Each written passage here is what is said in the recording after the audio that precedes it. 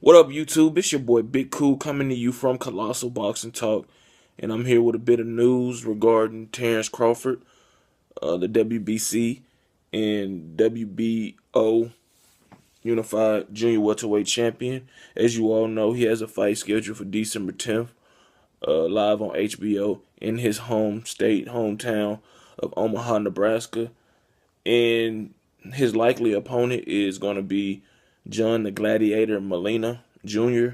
We all last seen Molina in the ring against Ruslan Provodnikov, where he upset Provodnikov via unanimous decision in a very good fight. It was a very an impressive victory. A lot of people going into that fight didn't give him a chance to be the one-dimensional but powerful and unrelenting slugger in Ruslan Provodnikov, but he did that and did so, rather impressively. Now he has a even more tougher, task ahead of himself, assuming his fight gets finalized for December 10th and Terence Crawford. Crawford was last seen dominating, dropping Postal, I think, once or twice in their unification bout a few months back, and it was just a beautiful display of boxing skills, power, and boxing ability.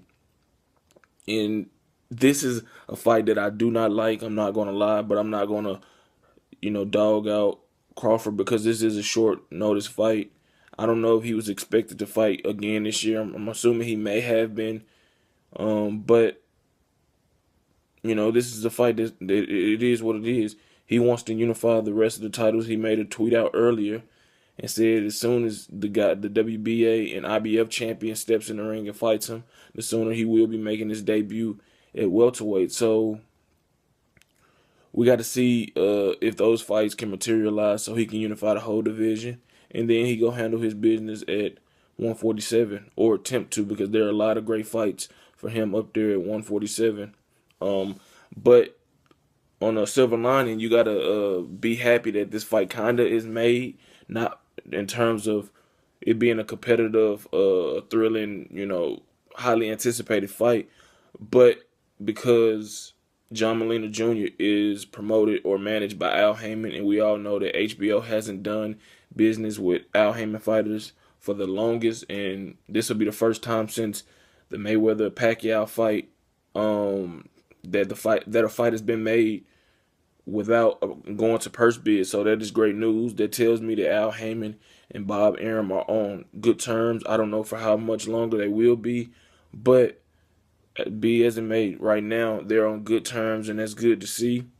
So hopefully we can get more cross matchups from Heyman guys going against Arum guys, and maybe Arum can have some of his fighters fight on PBC as well as Showtime, and we can get back to making these great fights that we kind of been deprived of over the last few years, just because egos and pride get in the way, and guys don't want to put aside their differences to make these fights. So I'm not gonna go ballistic with Molina, a Heyman fighter, getting his chance, because, like I said, I don't know all the details of how this opportunity came about, but I'm glad that it's happening, just because it's a Heyman fighter fighting on HBO for the first time in the longest times without having to do the hassle of a purse bid, and this was a straight up negotiation. So WBC and WBO Junior Welterweight champion Terence Bud Crawford will be returning to the ring December 10th in his hometown of Omaha, Nebraska, live on HBO, likely against John the Gladiator Molina Jr.,